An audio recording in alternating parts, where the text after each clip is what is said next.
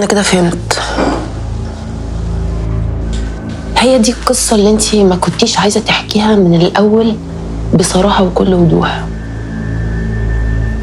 انت وايمان السعداوي اتفقتوا ان انتوا تاخدوا مشروع محمود بتاع اتينا وتفتحوا بيه الشركه اللي احنا قاعدين فيها دلوقتي حالا، وبكده تبقي خدتي حقك من محمود الله يرحمه اللي طردك من المشروع، وفي نفس الوقت ما ضيعتيش مجهودك، وكمان بقيتي صاحبة شركة كبيرة بتكسب ملايين.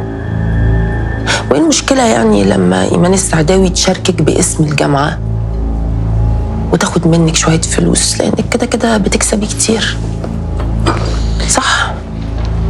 هو انت فاكراها سهلة يعني انك تعملي شركة وتوصليها للحجم ده؟ لا انا عارفة انك اكيد شاطرة وذكية، والا ما كنتيش وصلتي لكل اللي انتي وصلتي له ده.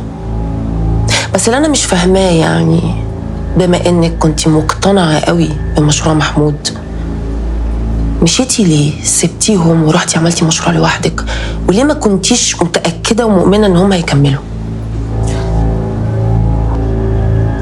بصي يا دينا، انا مش جاية علشان اضرك ولا حتى علشان افضح الطريقة اللي الشركة دي اتأسست بيها. انت عارفة كويس قوي ان انا لو عايزة اعمل كده هعمل كده. انا جاية لحد عندك النهاردة علشان انا عايزة اكسبك في صفي. كل ده وعايزاني في صفك؟ ايا كان اللي حصل واللي خلاكي توافقي انك تشاركي ايمان السعداوي في مشروع مسروق، انا مش جاية احاكمك على الكلام ده. طب هو مين اللي قالك ان ايمان ما عرضتش الشراكة على محمود الاول؟ مين اللي قالك ان هي ما حاولتش تقنعه؟ امال انت فاكراه انتحر ليه؟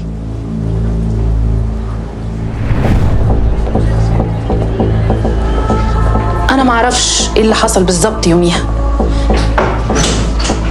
صباح الخير يا دكتور. اهلا.